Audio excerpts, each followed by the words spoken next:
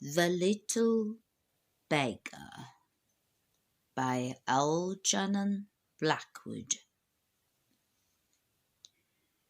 He was on his way from his bachelor flat to the club, a man of middle age with a slight stoop, an expression of face firm yet gentle.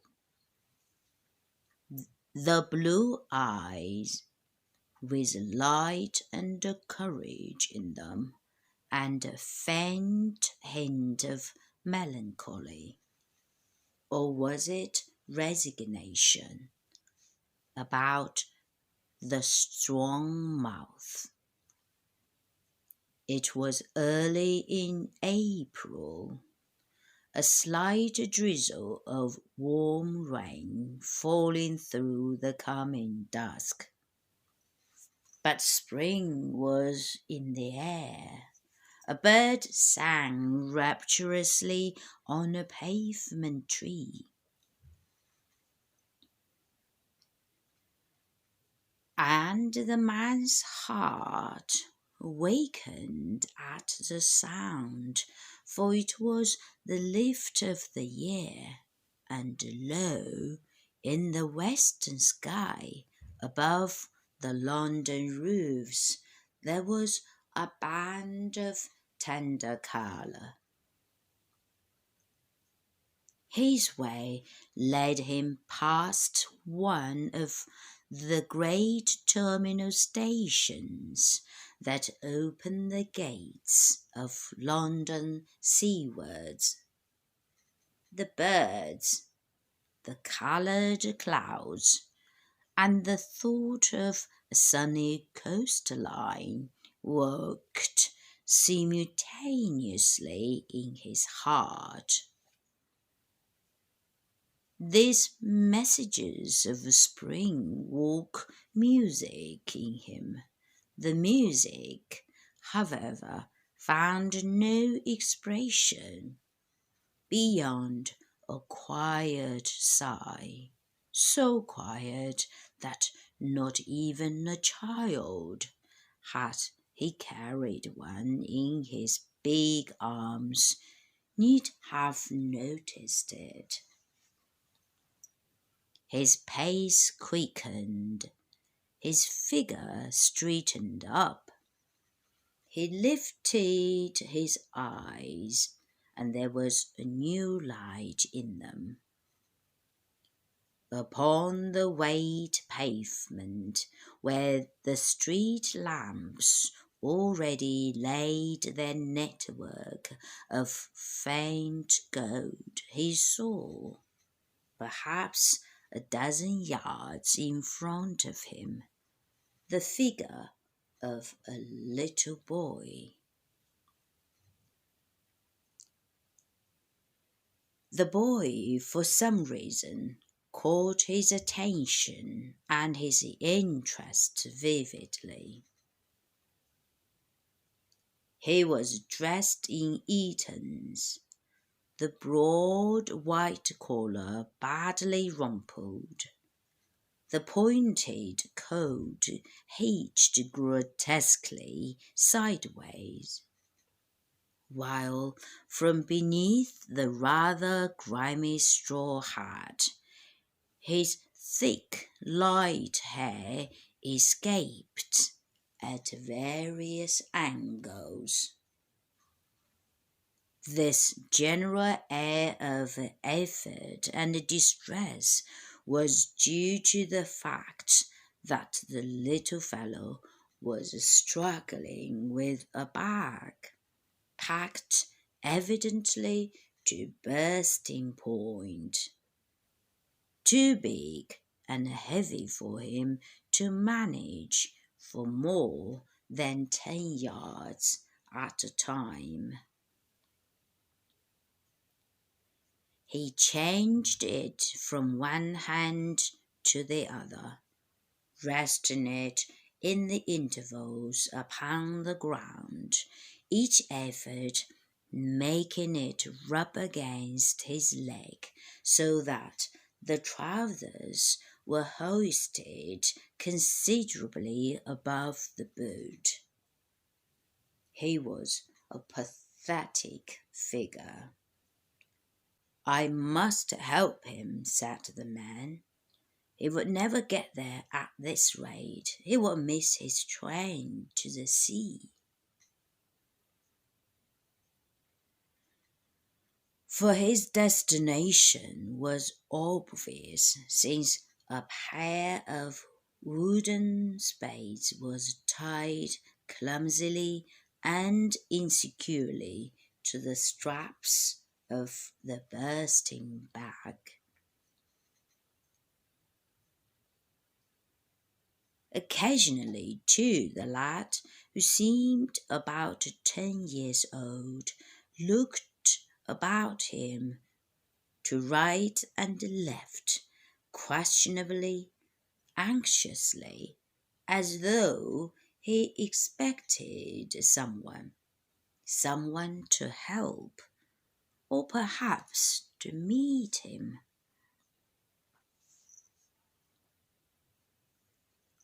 His behavior even gave the impression that he was not quite sure of his way. The man hurried to overtake him. "I really must give the little beggar a hand," he repeated to himself as he went. He smiled. The fatherly, protective side of him, naturally strong, was touched a little more, perhaps, than the occasion seemed to warrant. The smile broadened into a jolly laugh as he came up against the great stuffed bag now resting on the pavement, its owner panting beside it, still looking to right and left alternately. At which instant exactly the boy, hearing his step, turned round and for the first time looked him full in the face with a pair of big blue eyes that held unabashed and happy welcome in them. "Oh, I say, sir, it's most awfully ripping of you," he said in a confiding voice, before the man had time to speak. "I hunted everywhere, but I never thought of looking behind me." But the man, standing dumb as astonished for a few seconds beside the little fellow, missed the latter sentence altogether, for there was in the clear blue eyes an expression so trustful, so frankly affectionate almost, and in the voice music of so natural a kind, that all the tenderness in him rose like a sudden tide, and he yearned towards the boy as though he were his little son. Thought, born of some sudden revival of emotion, flashed back swiftly across a stretch of 12 blank years. And for an instant the lines of the mouth grew deeper, though in the eyes the light turned softer, brighter,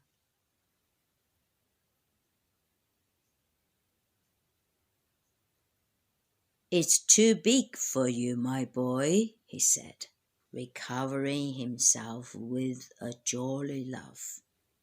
Or rather, you're not big enough yet for it, eh? Where to now? Ah, the station, I suppose. He stooped to grasp the handles of the bulging bag, first poking the spades more securely in beneath the straps, but in doing so became aware that something the boy had said had given him pain. What was it? What was it? This stray little stranger met upon the London pavements, yet so swift is thought that even while he stooped and before his fingers actually touched the leather, he had found what hurt him and smiled a little at himself. It was the mode of address the boy made use of, contradicting faintly the affectionate expression in the eyes. It was the word sir that made him feel like a schoolmaster or a tutor. It made him feel old. It was not the word he needed and, yes, had longed for, somehow almost expected. And there was such strange trouble in his mind and his heart that as he grasped the bag, he did not catch the boy's rejoinder to his question. But, of course, it must be the railway station. He was going to the seaside for Easter. His people would be at the ticket office waiting for him. Bracing himself a little for the effort, he seized the leather handles and lifted the bag from the ground. "Oh, thanks awfully, sir," repeated the boy. He watched him with a true schoolboy grin of gratitude, as though it were great fun, yet also with a true urgent sense that the proper thing had happened, since such jobs, of course, were for grown-up men. And this time, though he used the affectionable word again, the voice betrayed recognition of the fact that he somehow had a right to look to this particular man for help, and that this particular man only did the right and natural thing in giving help. But the man, swaying sideways, almost lost his balance.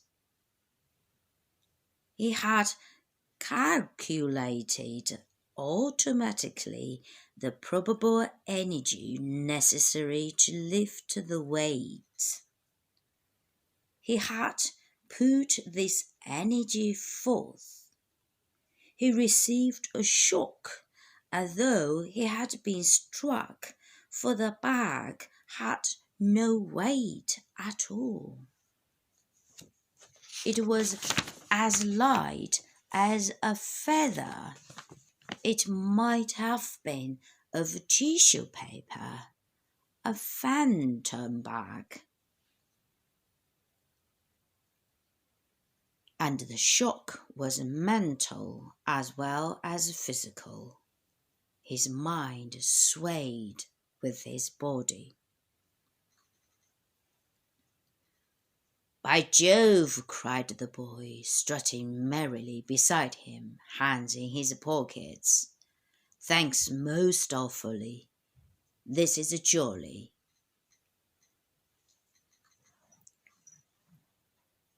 The objectionable word was omitted this time. But the man scarcely heard the word after all. For the mist swam before his eyes. The street lamps grew blurred and distant. The drizzle thickened in the air. He still heard the wild, sweet song of the bird, still knew the west had gold upon its lips.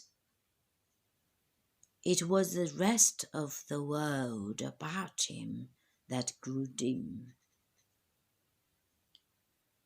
Strange thoughts rose in a cloud. Reality and dream played games, the games of childhood, through his heart.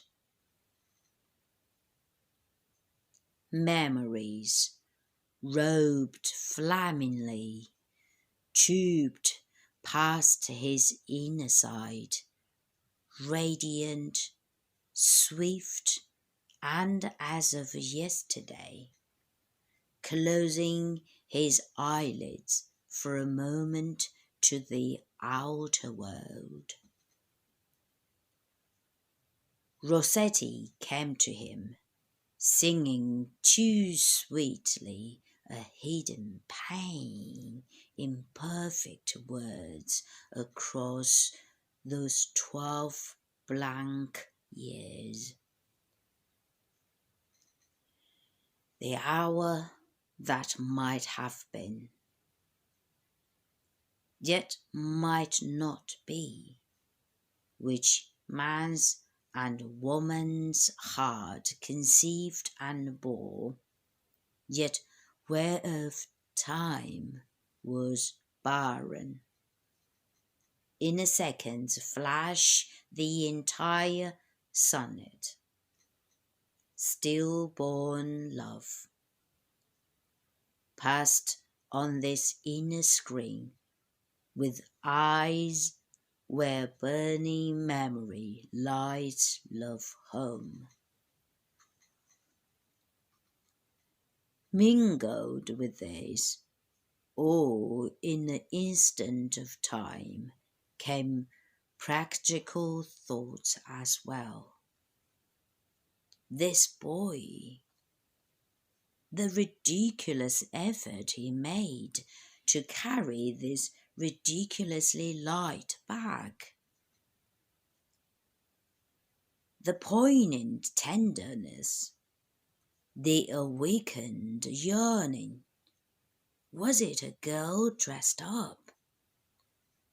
The happy face, the innocent, confiding smile, the music in the voice, the dear, soft blue eyes, and yet, at the same time, something that was not there, some indescribable, incalculable element that was lacking. He felt acutely this curious lack. What was it? Who was this merry youngster? He glanced down cautiously as they moved side by side. He felt shy, hopeful, marvelously tender. His heart yearned inexpressibly. The boy, looking elsewhere, did not notice the examination. Did not notice, of course, that his companion caught his breath and walked uncertainly. But the man was troubled. The face reminded him, as he gazed, of many children, of children he had loved and played with, both boys and girls. His substitute children, as he had always called them in his heart. Then, suddenly, the boy came closer and took his arm. They were close upon the station now. The sweet human perfume of a small, deeply loved, helpless and dependent little life rose past his face. He suddenly blurted out, "But I say, this bag of yours, it weighs simply nothing." The boy laughed. A ring of true careless joy was in the sound. He looked up. "Do you know what's in it? Shall I tell you?" He added in a whisper. "I will, if you like." But the man was suddenly afraid and dared not ask. "Brown paper, probably," he evaded laughingly. "Or birds' eggs. You've been up to some wicked lark or other." The little chap clasped both hands upon the supporting arm. He took a quick, dancing step or two, then stopped dead and made the man stop with him. He stood on tiptoe to reach the distant year. His face wore a lovely smile of truth and trust and delight. "My future," he whispered, and the man turned into eyes. They entered the great station. The last of the daylight was shut out. They reached the ticket office. The crowds of hurrying people surged about them. The man set down the bag.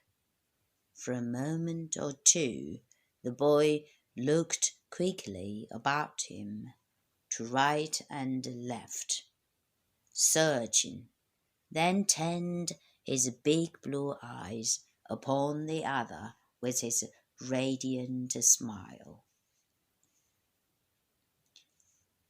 "She's in the waiting room as usual," he said.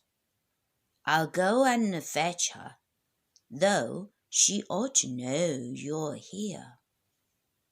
He stood on tiptoe, his hands upon the other's shoulders, his face thrust close. "Kiss me, father. I shan't be a second."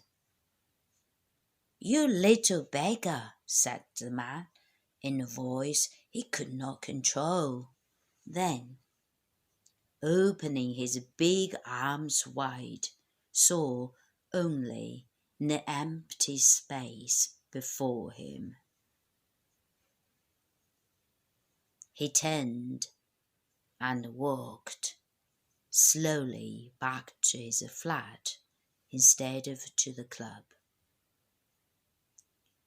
And when he got home, he read over for the 1000th time the letter, its ink a little faded during the 12 intervening years, in which she had accepted his love 2 short weeks before death took her.